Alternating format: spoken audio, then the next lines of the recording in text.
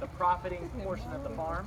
Over time, it's kind of grown with the exotic animal side of things, but that's certainly not a for-profit. In fact, it costs a lot of money to run things the way it is. But with the peacocks, this is the only farm that exports them internationally, and so peacocks are a sign of wealth all over the world.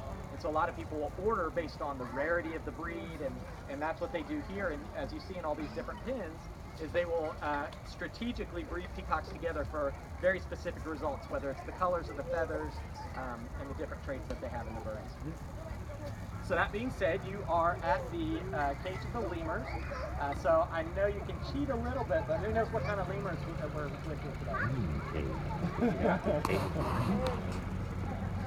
Ringtail lemurs, that's right. Ringtail lemurs.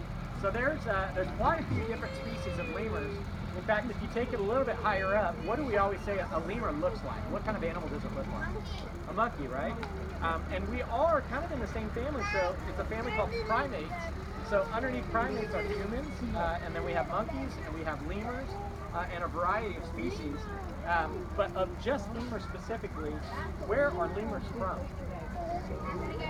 Madagascar. So we've got a movie about it, right? Yeah. So the cool thing about that, or what's important about it being Madagascar, is Madagascar being a giant island, lemurs grew up in solitude from other primates on that island. So they have very specific characteristics to lemurs that make them completely different from monkeys. So if you think about the way that lemurs interact, the intelligence level, one of the big things is a monkey's tail. Monkeys usually use their tails to do things like grab onto branches and balance themselves, support themselves. The tail of a lemur really just has one main purpose. Does anybody take a guess of what that is? Balance. Not balance. Stick up in the air. It sticks up in the air. It's communication. And so what they do is, if you think about different animals like a lion, how does a lion communicate? How does it tell us? A roar. And what do you see when a lion roars? See some big teeth, right? So a lot of animals will give you that glare and have the teeth out, which communicates to you that they mean business, they don't want to have anything going on right now. Lemurs just don't do that. They don't have facial expressions, they don't do signs of visual cues to communicate one another. So instead, it's vocal, they make little grunt noises if you're close to them. But the other thing is their sense of smell. So ringtail lemurs specifically have scent glands in their forearms. So they'll take their tail and place it between their forearms and rub their forearms together and give that tail a scent. And when they put it up in the air, they can communicate that way, whether it's through a fight, whether they're trying to attract a mate, you name it. So as I open up this container, what do y'all think is the main diet for a lemur? So we've got grapes in my hand, but that's not necessarily the main thing. What else do you think they eat? Insects. Insects? That's a great one.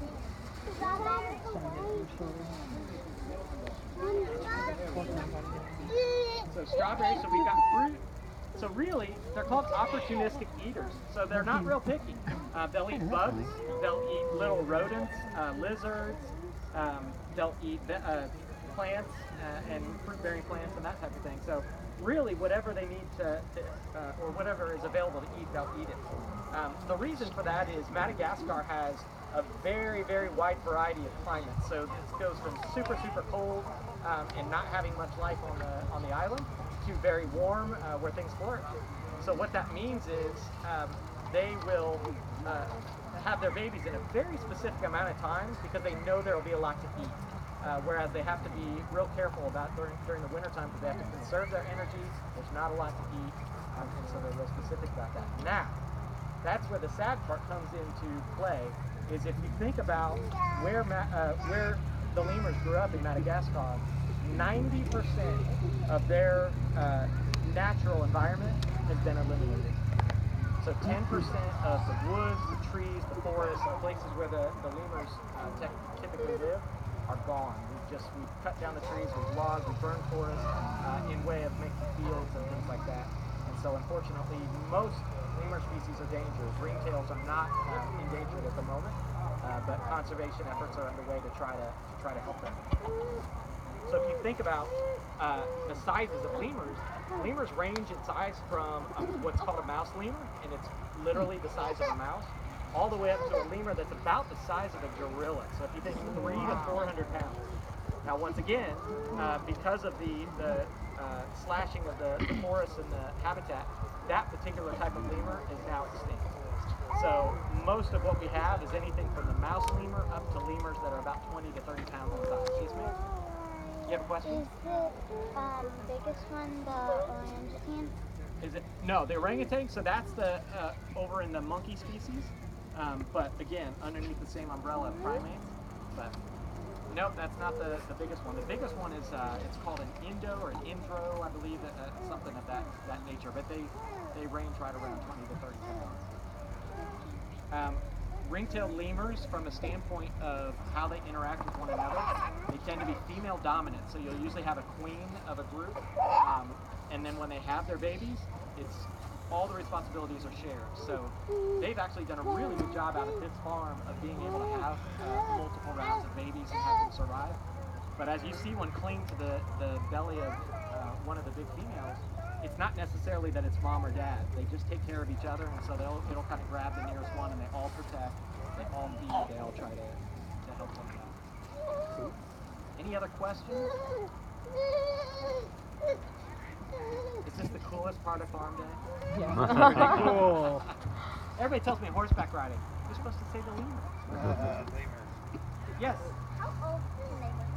How old can they live to be? So the ring-tailed lemurs will live to be in captivity into the 20 to 30 year time frame. If they're out in the wild, it's usually not quite as much, so they're not a real aggressive animal. So they tend to be a little bit more susceptible to predators. They live high up in the trees, and so their legs are built very much for jumping, so they can jump really from one side of this cage to the other without too much of a problem. And then their hands are really good for, as you can see, he's climbing all over me, and there's no claws. They're not scratching me, so their fingers are very soft like human fingers, and they have fingernails just like ours. So when they're holding on to the poles, to the branches, to each other, they're not dug in with claws to keep them there. It's really just the sensitivity of their fingertips are so good for holding on to those types of surfaces that they're really good climbers. And from a biting standpoint, for the most part, I mean, they may nibble on me because they taste the grapes or that kind of thing, but I've never had one just kind of lash out and bite on me. They're usually pretty friendly. Any other questions? How many first timers for farm day are there? Oh, farm day. Got some Yeah. stuff? Well, welcome. Always love having new folks out here. Like I said, I think I started off, but the biggest thing I can encourage folks to do if you really enjoy being out here, or things that you see people doing, like being in with the lemurs, is just ask about volunteering, see where opportunities are, and you never know what that's going to turn into. I can tell you, 9 years ago moving down here, I had no idea I was going to be in a cage with lemurs and having them crawl all over me. It's been a blessing. If they were, like, if you were to have one as your own pet, like, would you need to have more than one? Well, they do. It is very much a pack animal, so I think they'd be happier that way. I don't know of anybody that just has one for a pet. The other thing about having them for a pet, as you can see, he's kind of crawling towards me, but if I reach to him, they are not real, they don't like you to come to them. And so from a pet standpoint, I don't know if it would be that much fun. They're not super cuddly. They don't necessarily want you to come and pet them. They like to come to you, and I'll let them do that, but I usually don't reach out to them. Yeah. How many young do they have at one time? That's a good question. When they've had them out here, they usually have just had 2 or 3 at a time. I don't know if they have litters that are bigger than that. Bouncing around in the cage. We typically, this is a fairly good climate for them. They've got a heat lamp up in the box, but you'll see, I mean, in times where it's colder, lemurs are often noted for the way they'll just kind of open up their chest and put their arms out and just let the sun soak in, because they're really good about slowing their metabolism down so that they conserve energy. They don't need as much food to eat, and that way they just absorb that energy from the sun and helps them kind of survive. We don't have names for them that I know of anyway. In this cage right now we've got 4 total. There's 1 male and 3 females. Really cool. Last year we had several babies. Well, I welcome you all to Farm Day. I appreciate you coming back for the final presentation of the day. I've been practicing all day long, so hopefully that was a good one. The others got the kinks worked out.